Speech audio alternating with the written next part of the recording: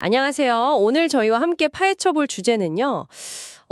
디파이 세계 지각 변동을 예고하는 정말 큰 소식입니다. 네, 안녕하세요. 바로 거대 탈중앙거래소 유니스왑이 솔라나 블록체인을 공식 지원하기 시작했다는 내용인데요. 아, 드디어 나왔군요. 네, 혹시 여러분도 이더리움이랑 솔라나 이 사이를 오가면서 토큰 거래하실 때 좀 복잡하다, 아니면 뭐 지갑 여러 개 써야 해서 불편하다 이런 생각 하셨다면 오늘 이야기 정말 흥미로우실 겁니다. 그렇죠. 예전에는 이게 뭐랄까 완전히 다른 나라처럼 느껴졌잖아요. 맞아요. 자산을 옮기려면 그 브릿지라는 걸 꼭 거쳐야 했고 이게 또 번거롭기도 하고 가끔은 좀 불안하기도 하고요. 네, 위험 부담도 있었죠, 사실. 근데 유니스왑의 이번 움직임은 이런 불편함을 넘어서는 시도예요.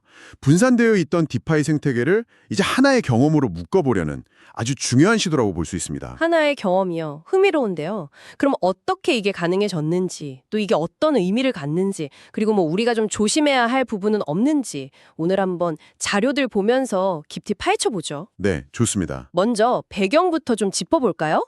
유니스왑, 뭐 이더리움 쓰시는 분들은 거의 다 아실 텐데요. 그럼요. 대표 주자죠. 이더리움 기반의 대표적인 탈중앙 거래소 덱스고요. 자료 보니까 하루 거래량이 무려 37억 달러가 넘는다고 하네요. 와, 네, 어마어마하죠. 그냥 이더리움 디파이의 심장, 뭐 거의 그 정도 수준입니다. 유동성 자체가 다르죠. 그렇죠. 반면에 솔라나는 또 다른 매력이 있잖아요. 네, 솔라나는 역시 그 속도랑 수수료, 이게 핵심이죠. 맞아요. 초당 수천 건 거래 처리하는데 수수료는 뭐 거의 없다시피 할 정도로 저렴하고. 그렇죠. 몇 센트 수준이니까요. 그래서 뭐 NFT 거래라든지 아니면 좀 소액 결제가 잦은 프로젝트들 이런 데서 굉장히 인기가 많았죠. 그런데 문제는 이 두 거대한 생태계가 그동안은 섬처럼 쫙 분리되어 있었다는 거잖아요. 네, 맞습니다. 자료에서도 이걸 디파이 분절화, 그러니까 디파이 프래그멘테이션이라고 부르더라고요. 네, 이더리움 지갑이랑 솔라나 지갑, 뭐 메타마스크랑 팬텀 이런 거 서로 호환 안 되고 자산 옮기려면 아까 말씀하신 그 복잡한 브릿지 써야 했고요. 이게 기술적으로도 좀 어렵고 사실 해킹 사고 같은 것도 브릿지에서 꽤 많이 일어났었잖아요. 맞아요. 저도 그 뉴스 본 기억이 납니다. 바로 그 지점이에요. 사용자 입장에서는 이게 뭔가 불안한 거죠.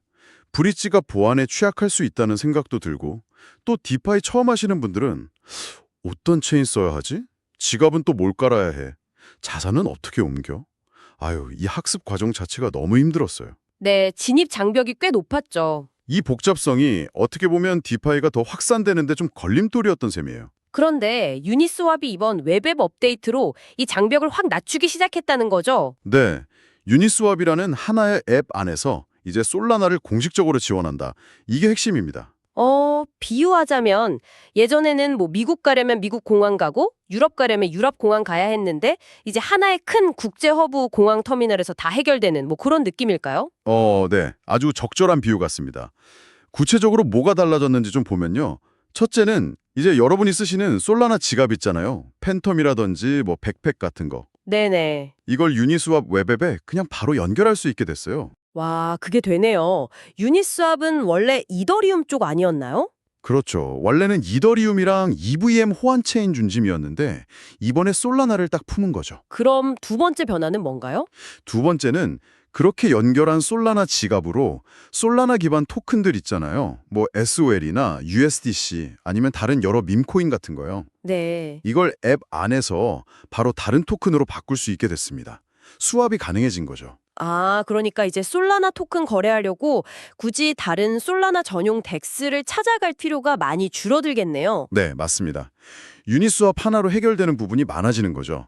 근데 여기서 또 중요한 게 있어요. 어떤 거죠? 유니스왑이 단순히 솔라나 거래 기능만 그냥 추가한 게 아니라는 거예요.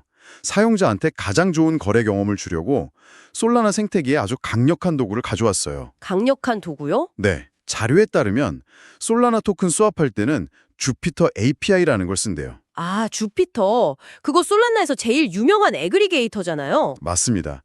솔라나 안에 있는 여러 덱스들의 유동성을 쫙 모아서 사용자한테 가장 유리한 가격, 가장 좋은 경로를 찾아주는 역할을 하거든요. 와, 그러니까 유니스왑 M을 쓰더라도 실제 거래는 주피터를 통해서 솔라나에서 가장 효율적인 방식으로 처리된다 이 말씀이시네요. 그렇죠. 사용자 입장에서는 최적의 거래를 보장받는 셈이죠. 이야, 이거 정말 사용자 중심으로 생각했네요. 단순히 기능만 넣은 게 아니라 그 생태계 최고 도구를 연동해서 경험까지 최적화하려고 한 거니까요. 대단한데요? 네. 자료 보니까 이번 솔라나 통합으로 유니스왑이 지원하는 블록체인이 이더리움, 폴리곤, 아비트럼, 옵티미즘, 베이스 뭐 이런 거 다 포함해서 총 13개가 됐다고 해요. 13개요? 정말 많네요. 네, 진짜 뭐 명실상부한 멀티체인 플랫폼이 되어가는 것 같습니다. 바로 그겁니다. 하나의 플랫폼에서 이 모든 걸 지원한다는 것. 이게 바로 이번 업데이트가 단순 기능 확장을 넘어서는 이유예요. 아까 말했던 디파이 분절화 문제를 정면으로 해결하려는 거죠. 아하. 사용자는 이제 블록체인이 뭐가 다른지 이런 복잡한 거 크게 신경 안 쓰고 그냥 익숙한 유니스왑 인터페이스 안에서 다양한 자산을 관리하고 거래할 수 있게 된다는 거죠. 그래서 코인데스크 같은 데서도 유니스왑이 디파이 단절 문제를 해결하고 있다. 이런 평가를 내놓은 거군요. 단순히 솔라나 추가했다. 이게 아니라 그 파급 효과에 주목하는 거네요. 네, 맞습니다. 그럼 사용자 경험, UX 측면에서는 구체적으로 어떤 혁신을 기대해 볼 수 있을까요? 역시 가장 큰 건 통합된 경험이죠. 예전에는 예를 들어 이더리움에서 뭐 좀 하다가 솔라나에 있는 저 토큰 사고 싶다 하면 네. 일단 솔라나 지갑 열고 그 다음에 브릿지 사이트 찾아가서 이더리움 자산을 솔라나로 보내고 근데 이때 또 수수료 들고 시간 걸리고 맞아요. 기다리는 시간 길었죠. 그리고 나서 솔라나 덱스 접속해서 거래하고 또 필요하면 다시 브릿지로 자산 옮기고 이 과정이 너무 복잡했어요. 생각만 해도 머리 아픈데요. 그렇죠. 근데 이제는 유니스왑 앱 하나에서 그냥 네트워크 설정만 딱 바꾸면 이더리움 자산 관리하듯이 솔라나 자산도 거의 똑같이 관리하고 거래할 수 있게 되는 거예요. 와, 진짜 편해지겠네요. 마치 은행 여러 개 앱 쓸 필요 없이 그냥 토스나 카카오뱅크 하나로 다 해결하는 그런 느낌이겠어요? 정확합니다.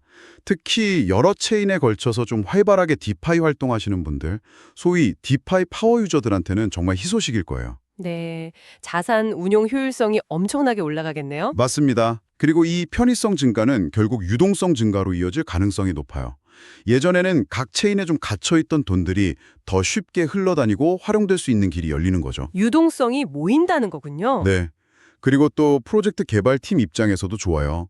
이더리움 기반 프로젝트가 솔라나 사용자들한테 더 쉽게 다가갈 수 있고 반대로 솔라나 프로젝트는 이더리움의 그 거대한 사용자 풀과 유동성을 활용하기가 더 용이해지는 거죠. 서로 윈윈이네요. 그렇죠. 생태계 간의 시너지가 더 잘 날 수 있는 기회가 생기는 겁니다. 결과적으로 보면 각 블록체인 생태계 사이에 있던 그 보이지 않는 벽이 낮아지면서 디파이 시장 전체의 자본 효율성이 높아질 수 있다. 이런 말씀이시군요. 네, 정확합니다. 이게 바로 유니스왑이 단순한 덱스를 넘어서 어떻게 보면 디파이 세계에 보편적인 인터페이스 또는 통합 게이트웨이 같은 걸로 자리 잡으려는 그런 전략적인 움직임으로도 볼 수 있겠네요. 네, 그렇게 해석할 수 있습니다. 블록체인 인프라의 복잡성을 좀 숨기고 사용자에게는 더 쉽고 통합된 디파이 경험을 주겠다. 이런 비전이 보이는 거죠. 하지만 물론 다 좋은 점만 있는 건 아닙니다. 몇 가지 좀 현실적인 고려사항 그리고 주의할 점들이 있어요. 자료에서도 분명히 얘기하듯이 이번 통합은 아직은 초기 단계라는 걸 알아야 합니다. 초기 단계라면 구체적으로 어떤 제약이나 한계가 있다는 걸까요? 현재 구현된 핵심 기능은요. 각 블록체인 안에서 토큰을 바꾸는 거예요.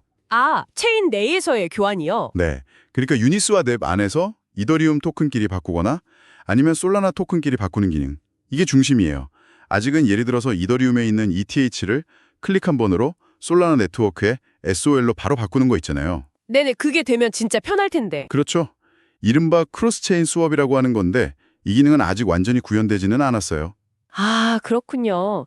그럼 체인 간 자산을 직접 옮기려면 여전히 그 브릿지를 써야 할 수도 있겠네요? 네, 현재로서는 그렇습니다. 물론 유니스왑 쪽에서도 앞으로 자체적인 브릿지 솔루션이나 크로스체인 수합 기능을 점차 통합할 계획이라고 밝히기는 했어요. 근데 당장은 각 체인별 거래 기능에 좀 더 집중하고 있는 상태입니다. 알겠습니다. 그럼 사용자는 이 점을 알고 있어야겠네요. 필요하면 아직 외부 브릿지를 써야 할 수도 있다는 거. 네, 물론 이것도 시간 문제일 수 있습니다. 유니스왑 내에서 통합될 가능성이 높다고 봐요. 그리고 보안 문제도 빼놓을 수 없겠죠. 이게 서로 다른 기술을 쓰는 블록체인을 하나의 앱에서 다루는 거니까 고려해야 할 보안 위험도 더 늘어나는 거 아닌가요? 그거 정말 중요한 지적입니다. 이더리움하고 솔라나는 아시다시피 합의 방식, 계정 모델, 스마트 컨트랙트 돌아가는 환경, 이런 근본적인 기술 구조가 완전 달라요. 네, 다르죠. 그 말은 곧 보안 모델이나 잠재적인 위험 요소도 다르다는 뜻이거든요. 그래서 유니스왑 앱에서 솔라나 지갑을 처음 연결하거나 솔라나 토큰 거래를 승인할 때는 정말 조심해야 합니다. 예를 들면 어떤 걸 특히 조심해야 할까요? 첫째는 지갑 연결할 때나 토큰 수합할 때 앱이 어떤 권한을 달라고 하는지 그걸 꼼꼼히 봐야 해요. 특히 특정 토큰에 대해서 무제한 지출 승인 이런 거 있잖아요. 네, 인피니트 어프루벌. 네, 그런 과도한 권한을 주는 건 나중에 위험할 수 있으니까 정말 신중해야 하고요. 가능하면 딱 필요한 만큼 최소한의 권한만 주는 게 좋습니다. 최소 권한 원칙이군요. 그렇죠. 둘째는 내가 지금 상호작용하는 그 스마트 컨트랙트 주소가 진짜 유니스왑이나 주피터에서 제공하는 공식 주소가 맞는지 이걸 확인하는 습관이 중요해요. 요즘도 피싱 사이트나 가짜 앱에 속아서 자산 날리는 경우가 워낙 많으니까요. 아, 정말 기본적인 거지만 계속 강조해도 지나치지 않겠네요. 결국 your keys, your responsibility. 디파이의 그 유명한 원칙이 여기서도 중요하게 작용하는군요. 네, 맞습니다. 편의성이 커진 만큼 사용자 스스로의 보안의식과 책임감도 더 중요해지는 거죠. 네. 그리고 디파이는 여전히 엄청 빠르게 변하고 있고 어떻게 보면 아직 실험적인 영역이라는 걸 잊으면 안 돼요. 새로운 통합이나 기능이 혁신을 가져오지만 동시에 예상치 못한 버그나 취약점이 나올 가능성도 항상 있거든요. 아무리 유니스왑이라도 100% 안전하다고는 말할 수 없다는 거군요. 그렇죠. 기술적인 위험은 절대 100% 제거될 수 없습니다. 그러니까 편리함에만 너무 취하기보다는 항상 좀 신중하게 접근하고 내가 지금 뭘 하고 있는지 명확히 이해하는 게 필수적입니다. 알겠습니다. 자, 그럼 정리를 좀 해볼까요? 오늘 저희는 유니스왑의 솔라나 통합이라는 이 큰 사건을 통해서 디파이 세계가 어떻게 그동안의 분절된 상태에서 통합된 경험으로 나아가고 있는지 살펴봤습니다. 네, 핵심은 이거죠. 사용자가 이제 유니스왑이라는 하나의 플랫폼 안에서 이더리움과 솔라나라는 두 거대 생태계의 자산을 훨씬 쉽고 편리하게 관리하고 거래할 수 있게 되었다는 점. 그렇죠. 이게 단순히 편의성 개선을 넘어서 어쩌면 디파이의 사용 방식 자체를 근본적으로 바꿀 수도 있는 잠재력을 가졌다는 거고요. 네, 맞습니다. 유니스왑의 이번 행보는 디파이가 점차 그 블록체인이라는 기술 장벽 너머로 가서 사용자 중심의 어떤 통합된 금융 서비스로 발전해 나갈 수 있다는 걸 보여주는 중요한 이정표라고 생각해요. 통합된 금융 서비스? 네, 여러 블록체인에 흩어져 있던 유동성이 이제 하나의 거대한 풀로 모일 수 있는 가능성을 열어준 거고요. 이건 장기적으로 디파이 시장 전체의 효율성을 높일 겁니다. 물론 아직은 초기 단계니까 크로스체인 기능이 완전히 구현되는 거라든지 앞으로의 발전을 좀 지켜봐야 하고 보안에 대한 경각심은 항상 가져야 하고요. 네. 이 흐름이 근데 유니스왑에만 해당되는 건 아닐 것 같아요. 다른 디파이 프로토콜들도 좀 비슷한 통합 전략을 따라가지 않을까 싶은데요. 그럴 가능성이 높죠. 경쟁적으로 따라올 수 있습니다. 자, 오늘 이 이야기를 들으시면서 여러분은 어떤 생각을 하셨나요? 유니스왑이 다음으로 통합할 블록체인은 과연 어디가 될까요? 벌써 코스모스 생태계나 아니면 앱토스, 수이 같은 새로운 레이어 1들을 이야기하는 사람들도 있더라고요. 흥미로운 예측들이죠. 혹은 이런 통합 디파이, 유니파이드 디파이 트렌드가 여러분의 디파이 투자 전략이나 자산 배분에는 또 어떤 영향을 미치게 될까요?